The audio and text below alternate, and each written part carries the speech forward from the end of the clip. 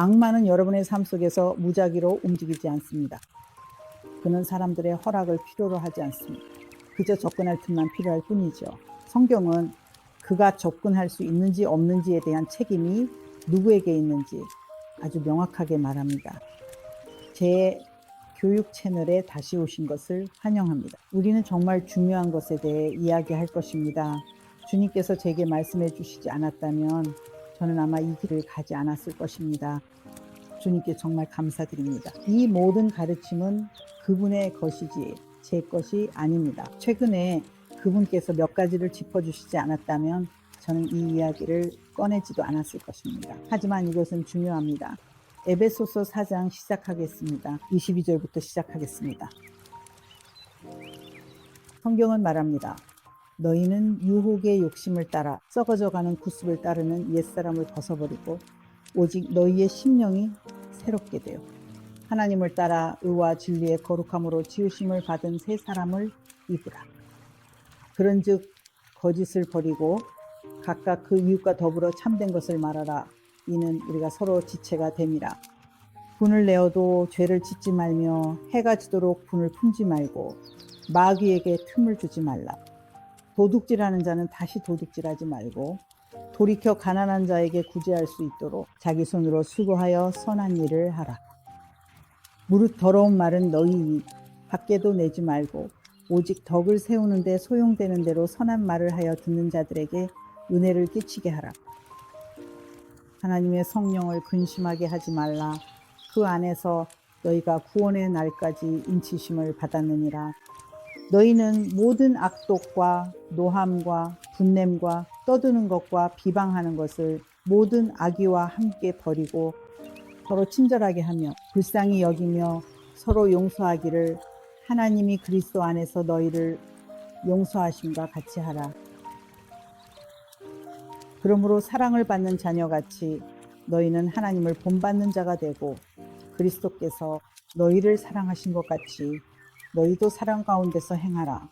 그는 우리를 위하여 자신을 버리사 향기로운 제물과 생축으로 하나님께 드리셨느니라. 주님께서 이 주제로 저를 다루기 시작하셨을 때 이 구절을 읽게 하셨고 저는 이게 여기 있는 건 알고 있었어요 라고 말했습니다. 무슨 말씀을 하시려는 건가요?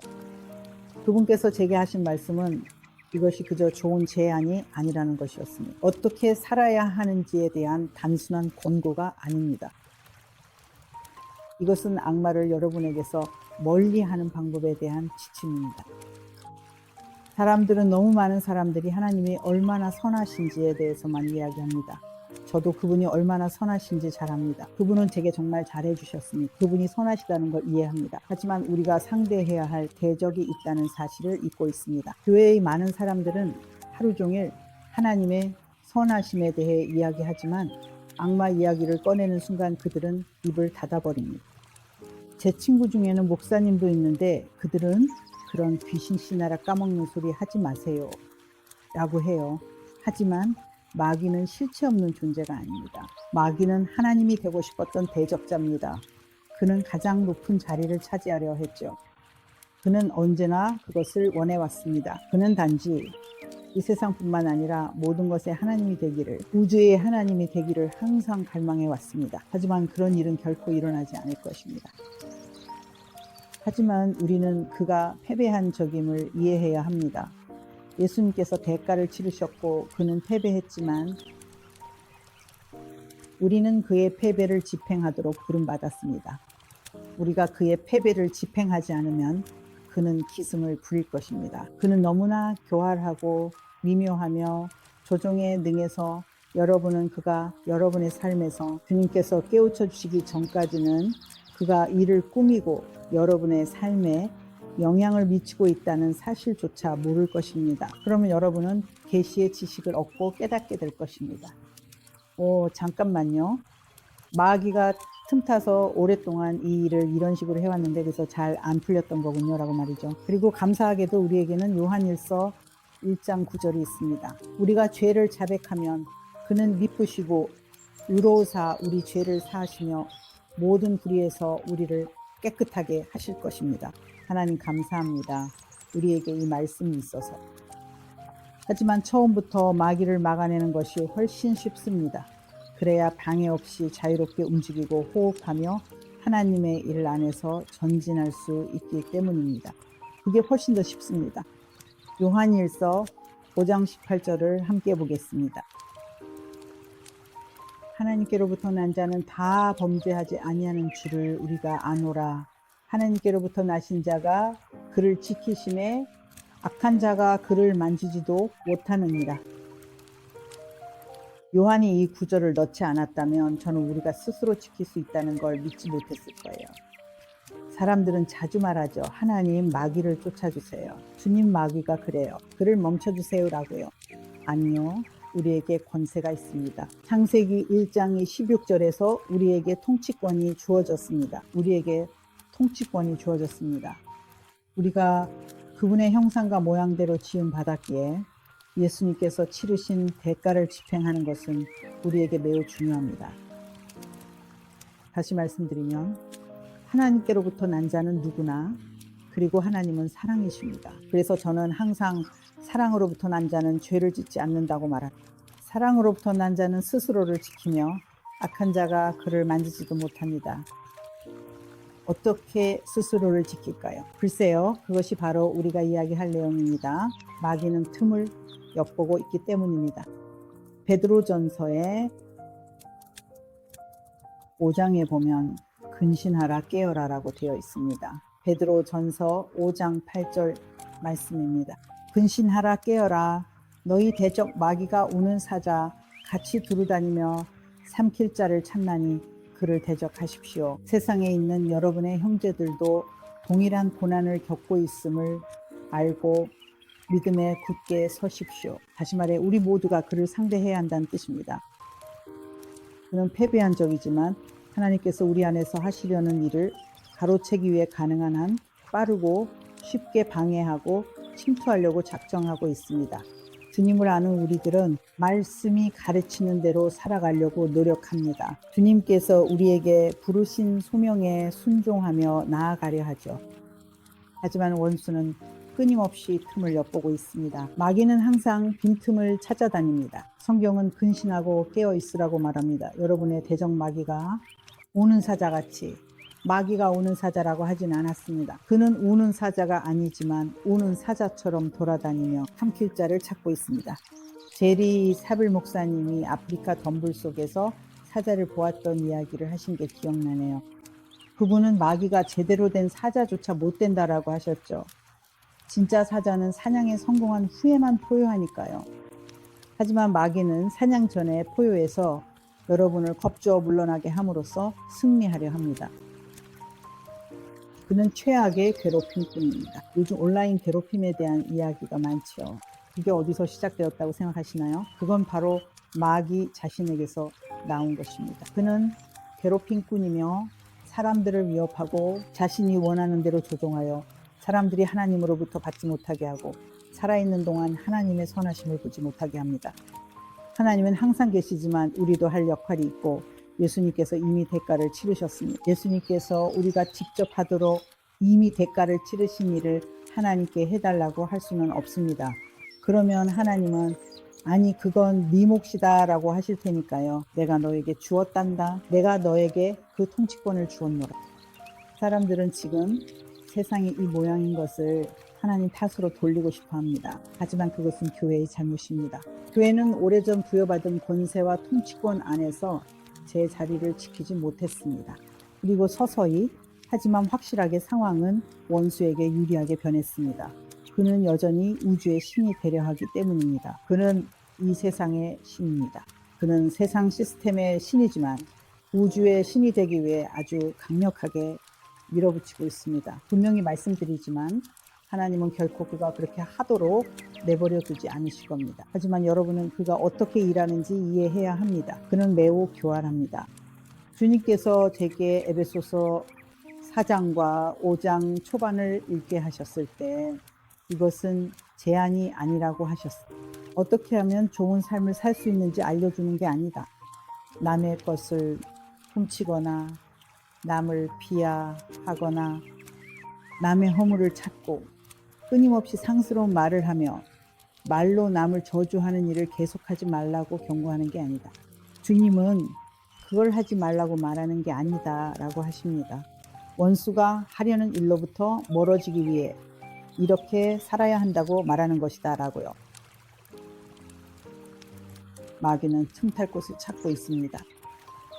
오늘날 우리 사회에는 그 사실을 이해하지 못하는 사람들이 너무나 많습니다. 그는 자리를 찾고 있습니다.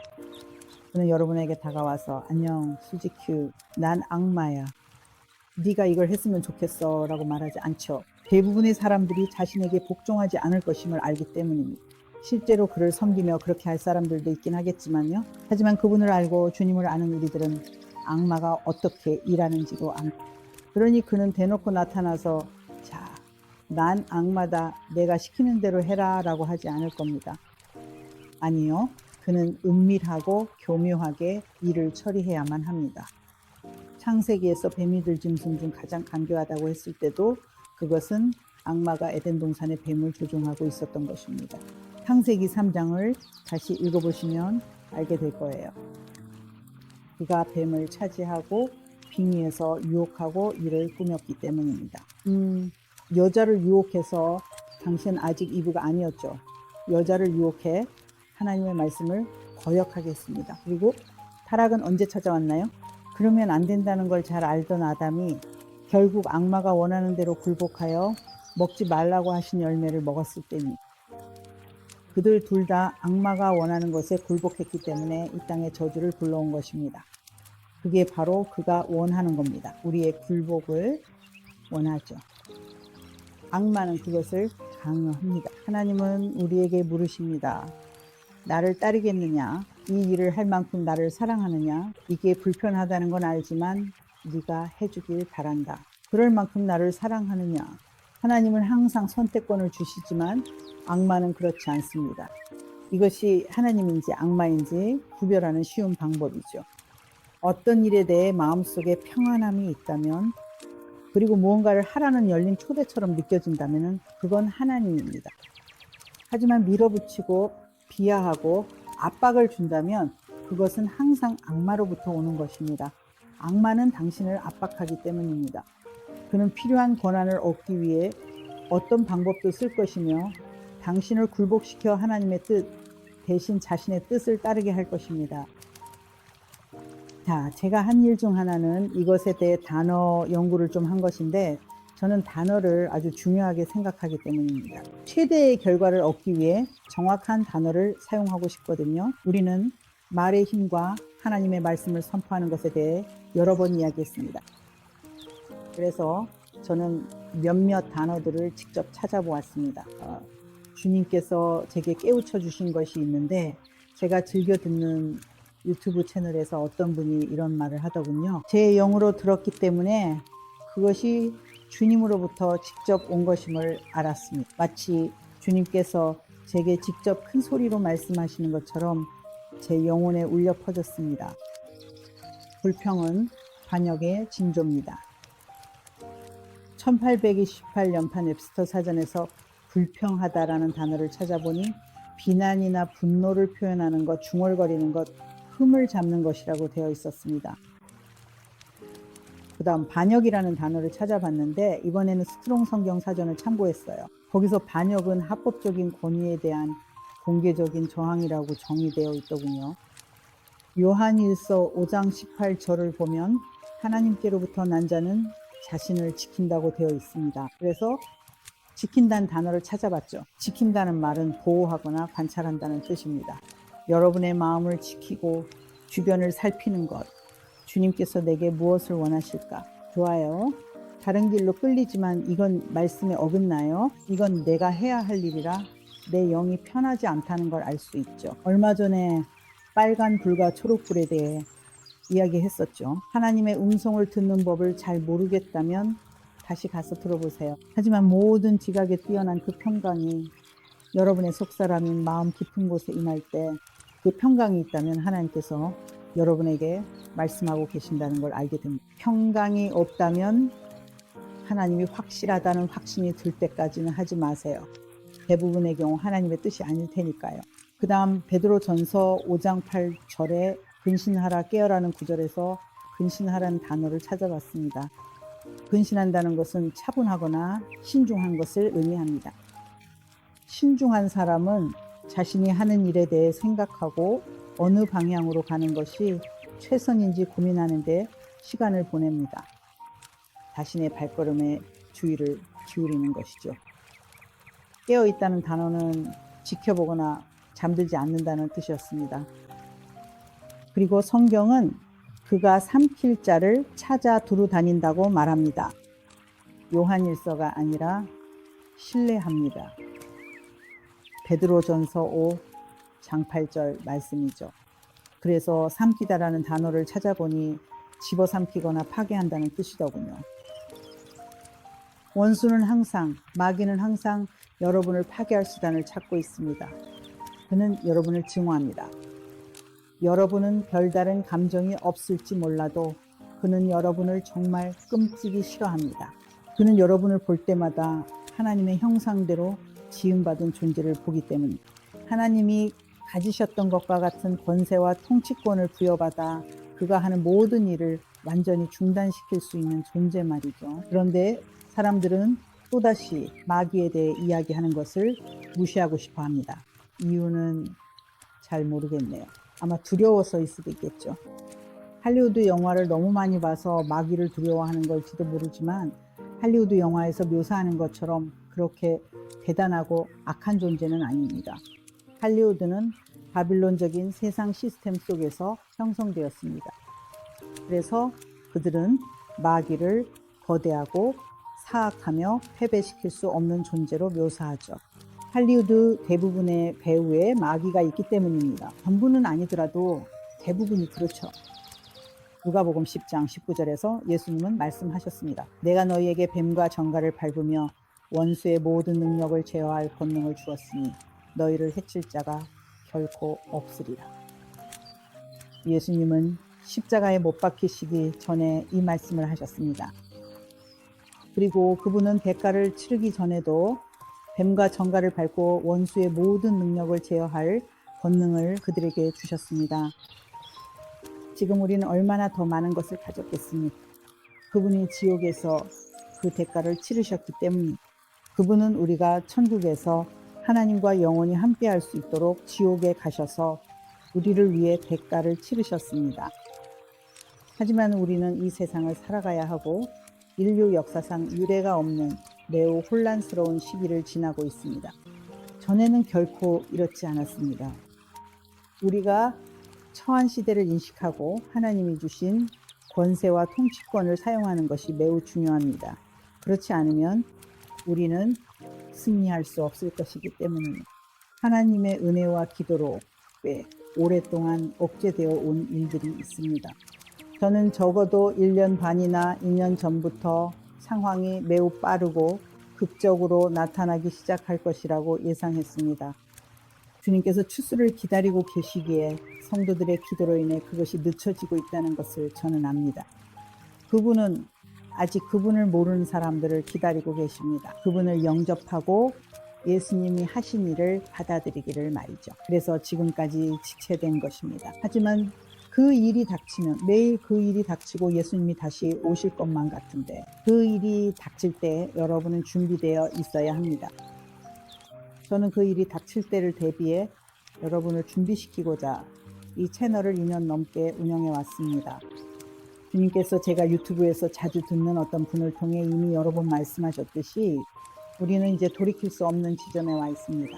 작년 9월부로 우리는 돌이킬 수 없는 지점에 도달했습니다. 그리고 그분은 24시간 안에 여러분이 아는 모든 것이 변할 것이라고 하셨습니다. 그런 일이 일어나기 전에 준비되어 있어야 합니다. 그 일이 일어나기 전에 하나님의 말씀을 마음에 품고 있어야 합니다. 그 일이 일어나기 전에 마귀를 삶에서 몰아내는 법을 알아야 합니다. 그렇지 않으면 성공하지 못할 것입니다. 저는 여러분이 승리하는 걸 보기 위해 여기 있습니다. 여러분을 모르지만 승리하길 바랍니다. 그것이 여러분을 향한 하나님의 소망이자 저의 소망이기도 합니다. 제 노트에 적힌 내용을 하나 읽어드릴게요. 우리가 보는 건 접근 뒤에 숨은 영적 메커니즘입니다. 결정, 태도, 언어, 타협, 방치가 어떻게 진입점을 만드는지에 대한 내용입니다. 접근이 어떻게 작동하는지 이해하면 책임을 피할 수 없습니다. 여러분은 무력하지 않으며 자신이 허용하는 것에 책임이 있습니다.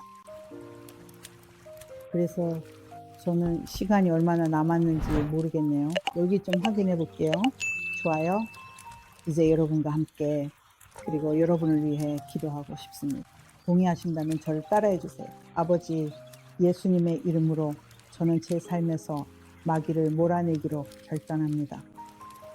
당신의 은혜와 도우심으로 저 자신을 낮춥니다. 주님의 강하신 손 아래에서 때가 되면 저를 높여 주시옵소서. 주님, 제가 마귀에게 틈을 내어준 모든 곳을 제게 보여주시기를 간구합니다. 그 문들을 어떻게 닫아야 할지 지혜를 주셔서 제가 자유롭게 행하며 마지막 때의 추수에서 제 사명을 완수하게 하소서. 예수님께서 오시기 전에 말입니다. 예수님의 이름으로 기도합니다. 아멘. 방금 제가 가르친 내용이 유익하셨거나 이 채널이 도움이 된다면 구독해 주세요. 공유도 부탁드립니다. 이런 가르침을 한 번도 받아보지 못해서 이 말씀을 꼭 들어야 할 분들이 아주 많습니다. 평생 교회를 다녔으면서도 이런 가르침은 전혀 접해보지 못한 분들 말이죠. 그러니 꼭 공유해 주세요. 좋아요도 눌러주시고요. 제 웹사이트인 비비안의 밀러.com에 방문해 보세요. 그곳엔 많은 무료 자료와 이 채널 구독 링크, 그리고 제 오디오 팟캐스트인 어둠을 물리치라 링크가 있습니다. 무료 자료들이 아주 많습니다. 양자 영역과 믿음이 어떻게 함께 작용하는지 배우는데 꽤 많은 시간을 들여 그 자료들을 살펴보실 수 있습니다. 둘은 함께 작용합니다. 모든 것은 연결되어 있습니다. 지난주에도 말씀드렸죠. 하나님의 말씀을 공부할수록 모든 것이 연결되어 있다는 걸 더 알게 됩니다. 그리고 예수님께서 걸으신 길을 걷고 말씀에 순종한다는 것은 여러분이 자유롭다는 뜻입니다. 여러분의 인생에서 그 어느 때보다 더 자유로워지는 것이죠. 그럼 다음 시간까지 믿음으로 행하십시오. 용기 있게 행하십시오. 담대하게 행하십시오. 에베소서 4장과 5장을 살펴보며 마귀를 쫓아내고 어둠을 물리치는 삶의 태도가 무엇인지 배우시기 바랍니다. 곧 다시 뵙겠습니다.